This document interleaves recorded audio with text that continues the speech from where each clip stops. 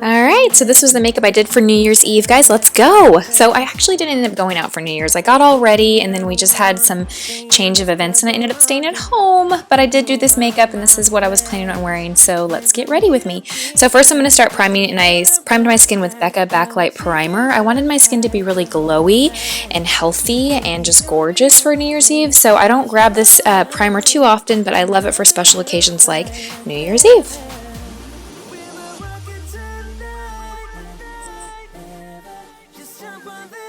Next, I am using Laura Mercier Silk Cream Foundation. This is an oldie but a goodie for me. I love this foundation. Very nice full coverage, very nice finish, kind of like a velvety satin finish, if that makes sense. Just really, really pretty. I'm using my Bobbi Brown full coverage foundation brush to buff this into the skin and give me the coverage that I want. I need coffee. I had a really late night the night before my doggy got sick, and I spent like 4 hours in the doggy vet the night before New Year's Eve, which is part of the reason why we didn't go out New Year's Eve, because I wanted to stay home and care for him. For concealer, I'm using Urban Decay Naked Concealer, and I'm using a Real Techniques sponge to blend this and work this into the skin. I took my time with this, so I'm going to speed it up just so you guys don't have to watch like 3 minutes of concealer blending, because that's not fun. I'm setting it with Laura Mercier Secret Brightening Powder, and I'm actually going to bake, so I'm going to let this sit for a few minutes just to help brighten the under eye area, and then I'm going to set all of my foundation with Medium Dark Loose Blot Powder by MAC. I wouldn't say this is my favorite loose powder. I hadn't used this in a while and I grabbed it because it was close, but I didn't really like the way that it made my skin look, so there's my 2 cents with that. Brows, I'm using the Anastasia Beverly Hills Brow Wax Pencil just to get my brows to stick down. I don't have a lot of brows. Using this also helps the eyeshadow stick better to my skin. I'm using the Brow Duo by Anastasia Beverly Hills, and I'm just going to speed through this because, again, I don't think that watching me do my brows is very much fun.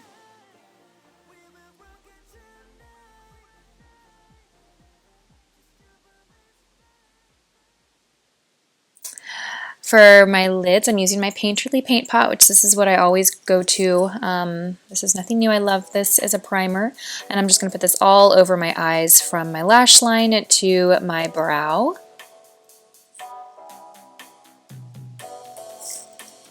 And I'm also going to put it under my lower lash line because I am going to put shadow underneath here, and I want to have some type of primer so that it intensifies the shadow and it also keeps it on all day. So I'm going to use this palette by Anastasia Beverly Hills, the Self-Made palette.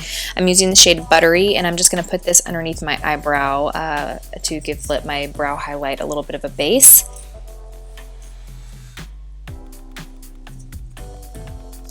Next, I'm taking Latte by Makeup Geek, and I'm going to pop this in my crease as my transition shade.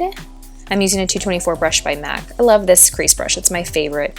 I'm sure there are other great crease brushes out there, but this is what I just have always used and loved. Then I'm using the Makeup Forever Artist 9 palette. I talked about this palette in my 2015 favorites. I love this palette.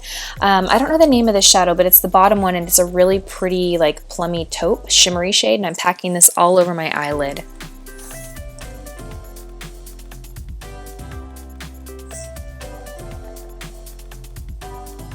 Next, I'm taking this bright purple. It's called Deep Purple from the Self-Made palette. I'm going to pack this on the outer half of my eyelid. I want the shadow to be more purple, so I like to use that taupe as a base and then pack it on top of here because, one, the taupe is going to tone this shade down a little bit, but this shade is going to pump up the taupe color a little bit, if that makes any sense. So I'm just packing this all over, going over and over, and then I'm going to blend it out with a 224 brush, just to soften it and blend it together.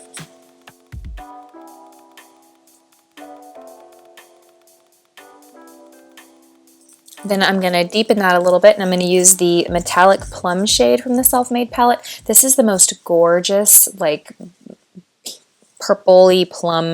That's not a really great description, is it? It's just a really beautiful, beautiful plum shade. It's got a lot of warmth to it, and it's so beautiful. So I'm packing this on the outer corner just to intensify and deepen that corner. And again, I'm going to take my 224 brush and soften and blend that all out. Then I'm going to take this gorgeous shade, it's called Pink Champagne, and I'm going to pop that in the inner corner of my eyes. These shadows are gorgeous. Like this shadow, when I looked at it in the palette, I thought it'd have a lot of fallout and be really like flaky, glittery. It is so nice. The consistency is so beautiful. Very little fallout, lots of pigment. I'm really, really impressed with this palette. I love it. So I'm just putting that in the inner corner of my eyes, and then I'm kind of blending it into the center of my eyelid. Then I'm taking this liner by Too Faced. I don't know the exact name of it, but it's black. It's like the most creamiest eyeliner ever. And I'm just lining my upper lash line. I'm not being too careful because I am going to take an angled brush and I'm going to like smooth it and smoke it out. And I'm also going to use the angled brush to create like a really soft baby wing of an eyeliner. I don't typically wear winged eyeliner. I know that's a big thing on YouTube. I just don't like a liquid winged line on my eyes. I don't know why. But I do like to take a pencil like this and then take an angled brush and give myself what I call a baby wing, because it's a very subtle, very wearable winged eyeliner. I think I'll do a tutorial on this because I'm sure there are other people out there like me who, you know, like a little bit of the pulled out liner but don't want to have necessarily the really harsh liquid line. For lashes, I'm using Ardell Natural Wispies, and I'm using this little contraption that I got from Sephora. It's like tweezers, but it's specifically for eyelashes. It has like a duo clamp, I guess you can kind of see in the video, but I like that because I'll actually use this later to like squeeze my natural lashes and the false lashes together to really get them, you know, to look more natural and get them as close as possible. Next, I'm taking NYX Jumbo Pencil in Milk and I'm lining my waterline with that, and then I'm taking the eyeshadows, the two purples that I use, the deep purple and the metallic plum, and I'm taking an angled brush and I'm just creating an eyeliner, like a smoky eyeliner on my lower lash line.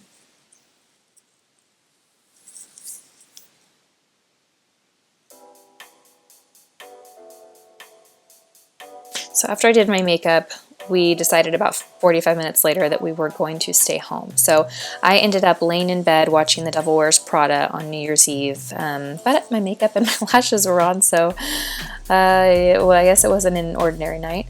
Then I'm just taking this eyeshadow brush and I'm just softly smoking that lower liner out. And then for contour, I'm using my Marc Jacobs Instamarc 40 Mirage palette, I think is the name of it. And I'm just going to create a little contour on my cheekbones, and then I also go around my hairline a little bit as well.